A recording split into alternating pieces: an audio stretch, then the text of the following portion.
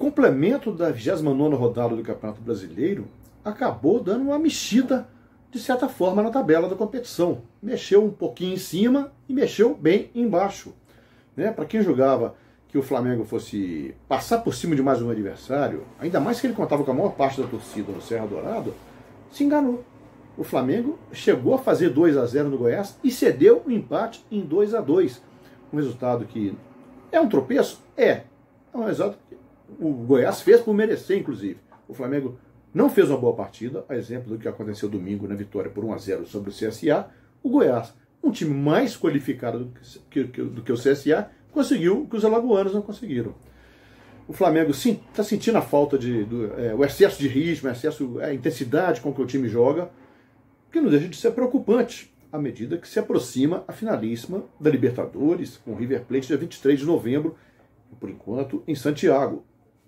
O jogo no Serra Dourada, o estádio cheio, colorido, a torcida do Flamengo vibrante em maior parte, mas o time deixou um pouco a desejar, permitiu que o Palmeiras reduzisse em 2 pontos a vantagem rubro-negra na tabela da competição.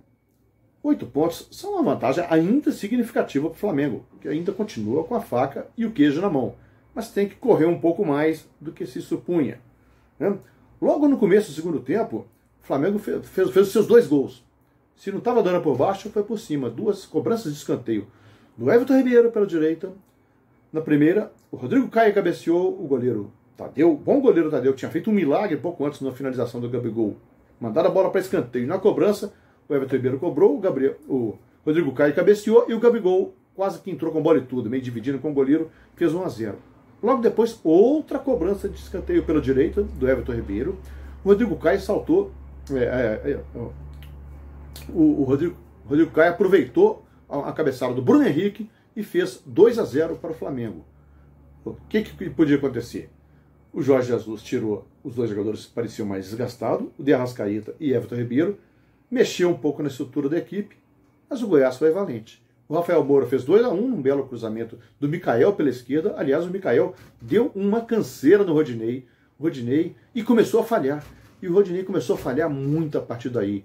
E quem não podia falhar, falhou. Foi o César, ao saltar uma bola na área, perdeu o tempo da bola, deixou a bola cair no pé do adversário, caiu fora da área embolando com o adversário, deu um chute no adversário que ia chutar para o gol. Realmente o Goiás conseguiu perder o gol. Mas o árbitro reviu o lance, o Ricardo Marques Ribeiro, sempre confuso, foi lá e expulsou o goleiro do Flamengo, o César. Expulsou. Ele deu um segundo amarelo e o vermelho. Foi para o VAR, parecia até que o César seria perdoado. Não foi o que aconteceu. Ele tirou o amarelo e deu o vermelho direto. O goleiro saiu, o Flamengo teve que tirar um jogador, o Vitinho, que tinha acabado de entrar para botar o terceiro goleiro, e o Goiás foi para cima, e praticamente no último lance do jogo, o Michael recebeu uma bola pela esquerda e colocou na saída do goleiro, empatando, fez justiça ao futebol do Goiás, deu um pouquinho mais de gosto nessa reta final do Brasileiro, faltando 9 rodadas. Quem está na situação tranquila é o Santos. O Santos venceu o Bahia por 1-0 na Vila Belmiro, um jogo em que cada time teve um gol anulado pela VAR. O gol foi de pênalti, um pênalti claríssimo no Marinho, não precisava nem do VAR, ele apenas referendou. E o Carlos Sanches cobrou, fez 1-0, o Santos se isolou, está a 5 pontos do Palmeiras. O Palmeiras é o segundo colocado, o Santos está a 5, ainda um patamar alcançável, e colocou 6 pontos de vantagem sobre o São Paulo, que é o 4º colocado. Ou seja, é um time mais isolado da tabela do Campeonato Brasileiro, é o Santos. E outro jogo que poderia ter significado uma mudança ali, Internacional e Atlético. Atlético do Paraná, no Beira-Rio. 1-1. Rodrigo Lindoso para o Inter, Rony para o Atlético. No segundo tempo, um pênalti que custou 5 minutos para ser marcado pelo VAR, o Guerreiro cobrou e o Santos espalmou. Na cobrança, sobra na área, o Guerreiro fez o gol, que seria da vitória do Inter.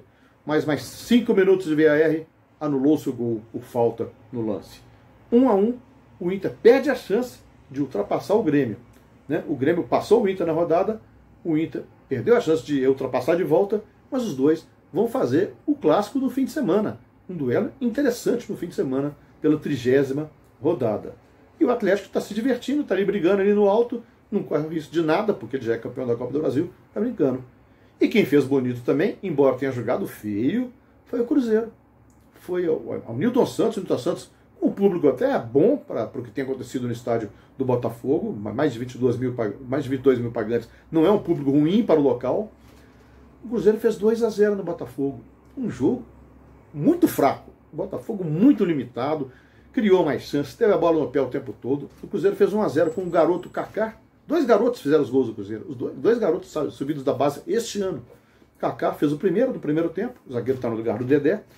O Cruzeiro correndo risco, o Botafogo chutando de tudo quanto é jeito, o Cruzeiro não conseguia jogar. No segundo tempo foi um massacre botafoguense, poderia ter empatado, merecia até ter empatado. Teve lance que o Fábio defendeu, lance que o Gabriel pegou um rebote do Fábio em cima da linha da pequena área e perdeu. E o último lance da partida, um contra-ataque pelo Cruzeiro, o Ariel Cabral recebeu pela esquerda, rolou na meia-lua, o Ederson, outro garoto promovido esse ano, definiu a vitória. O Ederson, que já tinha definido a vitória sobre o Corinthians, fora de casa, há 2 rodadas, definiu novamente hoje. 2 vitórias consecutivas fora de casa, com a definição dos garotos. E o Cruzeiro saiu da zona de rebaixamento, devolveu o CSA ao 18º lugar e puxou o Fluminense para o 17º. O Cruzeiro, ainda com menos vitórias do que esses dois, é o 16º. Está a apenas 3 pontos, a 1 ponto do Ceará, está a 3 pontos do Atlético e do Fortaleza. Ou seja, ele pode até se igualar ao arquirrival mineiro no fim de semana. Um resultado que faz o time do Abel respirar um pouco aliviado. É isso aí, minha gente. Um abraço.